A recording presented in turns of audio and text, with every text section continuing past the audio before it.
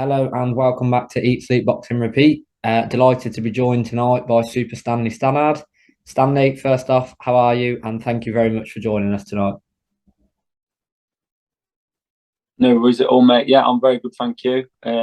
Just wrapping up training camp now and feeling good. So, yeah, all good.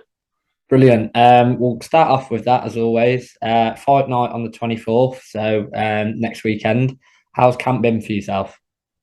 Yeah, it's been tough. I mean, I had a good break over summer. Came back off holiday, a little bit heavier than usual, and but I've done 8 weeks of solid dieting, training hard twice a day. Feeling really fit, strong now, and I've got my last day of camp tomorrow, so ready to wrap it up and then just get in the ring next Saturday and do the business. Brilliant. So we'll start off with you've had the perfect start to your professional career, 8-0 so far. We always like to go back to your amateur days when we start these off. Your amateur career, from what I've seen, I believe it was 38 wins out of 47 fights around that mark. Um, Yeah, yeah. so you've had very good amateur pedigree. You fought at a high level amateur wise. How did that prepare you for going professional, and how has that helped with the transition into the professional ranks? Yeah, I mean, obviously it's quite different the way you train and everything, but I think a lot of the time it was just learning and getting experience in the amateurs. I mean, to be honest, a lot of my fights I think I went into overtrained because I was still learning about you know dieting and methods of training. And to be honest, I was only fighting 3 2-minute rounds or 3 3-minute rounds, and I was probably doing way too much for that. As I'm naturally fit anyway and always training hard, so I was probably knackered by the time I was actually getting in the ring. But it's been good. It's been good transition into becoming a pro, and obviously the longer rounds suits me better. With my fitness being probably one of my best aspects, which I've not really had the chance to show yet. But obviously, I'm doing my first 8 rounder on next Saturday, and I think that'll be telling how fit I am. So I've seen you mention previously as well, like you say, you've said there the fitness side, those aspects of your game. Is that something you've always had from the very early days and the start of your amateur career? And is that, in a sense, obviously, like say, you're stepping into 8 round territory now, then we'll go into 10 and 12. Is your fitness, do you think you're ready to go into those rounds? Yeah, definitely. I mean, even for this fight, I would say I've like trained the hardest I've ever trained, which you can say for every fight. But I'd say the training's been quite similar, but slightly longer sessions, slightly more rounds, obviously more rounds of sparring, and that's just been an experience in itself. But like I say, I've always had that fitness, I think, but just never fully got to show it off. But once I finish camp tomorrow, then I'll have a nice little rest and I'll be fresh and ready to smash it. So with the start of your career, it's been mainly points victories. You've had the 3 stoppages. Are stoppage victories something you're looking to add more, or are you happy, like you say, with your fitness side of it? Are you happy to grind out the comfortable unanimous points decisions? Yeah, definitely. So it's good to obviously everyone wants a knockout. I think, especially to look good on their record. But with only having 8 fights at the minute, it's also tough because you want to get the rounds out and you want to get good rounds where you're learning, and then you've got that experience and that kind of in the back of your mind. You've got it in the tank because you've done it before, if you know what I mean, to Yeah. do those longer rounds. But I mean, I can't say I'm looking to just go to points all the time because I'd probably be lying if I could stop people every time. It'd be nice. But I think one thing that I'm going to have to sort of, as I move up in levels and longer rounds, I'm just going to have to take my time more. Can't be banking on knocking everybody out in the first few rounds, and because, like I say, I've got to let my fitness show, and I think that's when I'll get stronger. So maybe the stoppages will come later. So with the fight again being at the Morningside Arena in Leicester, um, with that being quite close to home, is that somewhere you're looking to make your home whilst you're stepping through the ranks and bring sort of bigger shows to the area? Yeah, I mean, it's quite funny because I live sort of in between Leicester and Nottingham, but Nottingham's always been sort of my hometown. I was born there. All my family are from Nottingham. So I guess that's probably where I would like to sort of have my homecoming when I make it big time.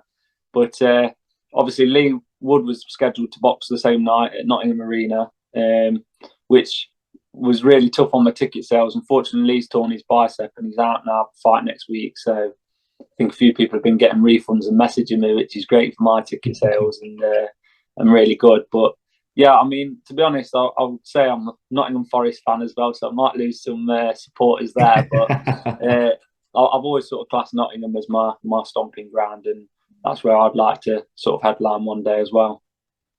So that was something I was looking to go into. Obviously, you've got the likes of Lee Wood, you've had the likes of Carl Froch from the Nottingham area, being that's where your sort of like original home was, so to speak. Is their success something that inspires you and something you'd like to emulate, or would you sort of choose maybe a different path and take your own way? Yeah, definitely. I mean, they've both had sort of everyone's got to learn their own way and has their own story. Obviously, I've watched Lee come up from when he wasn't really well, he wasn't on the big bills or he was sort of bottom of the list of the big bills like the Carl Froch shows, and he was meant to fight and then didn't, and he's done it the hard way, which it's good to see that finally he's getting the accolades that he deserves, like obviously the world title fights, headlining the shows, getting all the Forest fans behind him. And obviously that's something I would like to do myself. Obviously, if he can get the City Ground fight in May next year, which is what he's hoping for, then it'd be a dream come true for me to fight on that. But I mean, you can't always follow exactly in everyone's footsteps. I mean, I hope I don't have as many injuries or setbacks as Lee's had, but it's good to look at Lee and see he's had that hardship and stuck at it, and now it's coming good. And maybe I could learn from some of his mistakes as well, just from watching from the outside. But he's stuck at it and got there in the end, and that's my ultimate goal as well. So obviously, like you're touching on your ultimate goals. At this stage of your career, and now you're stepping, like you say, into your first 8-round professional fight.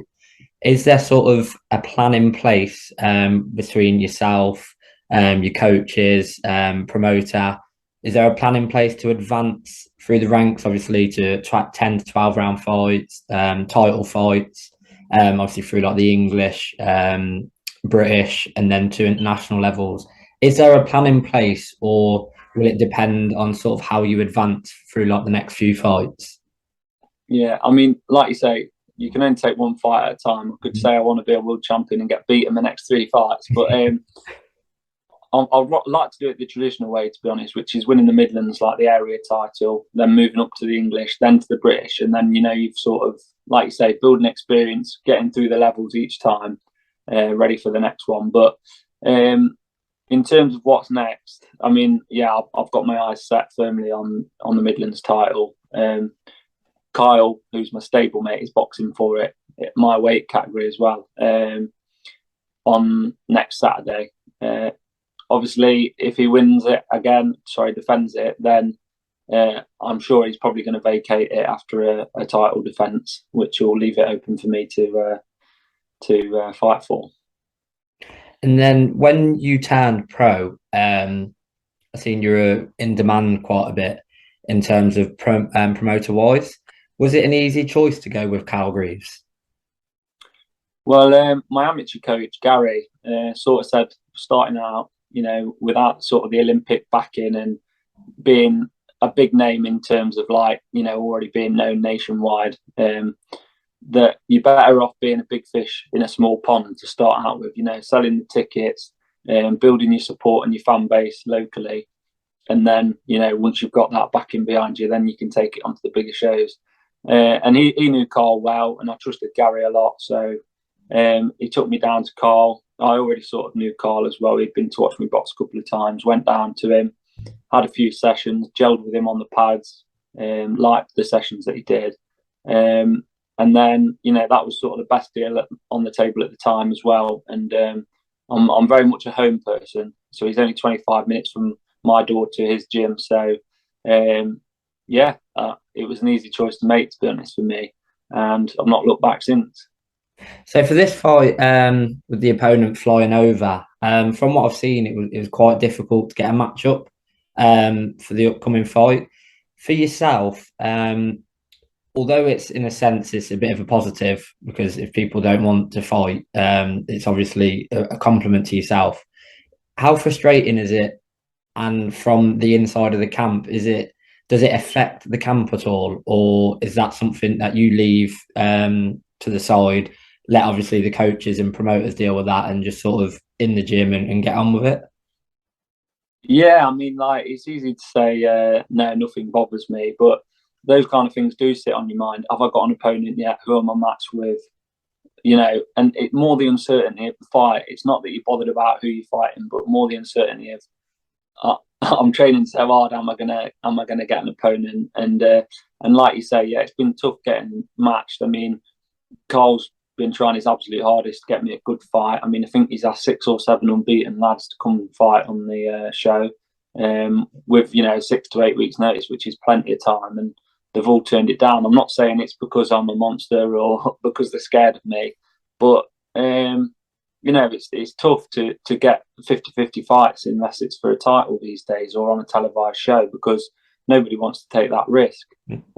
But before this camp started, I said I need to step up Carl, and he knew that anyway. But I said I want to step up. I don't want anyone with less than a 50-50 record.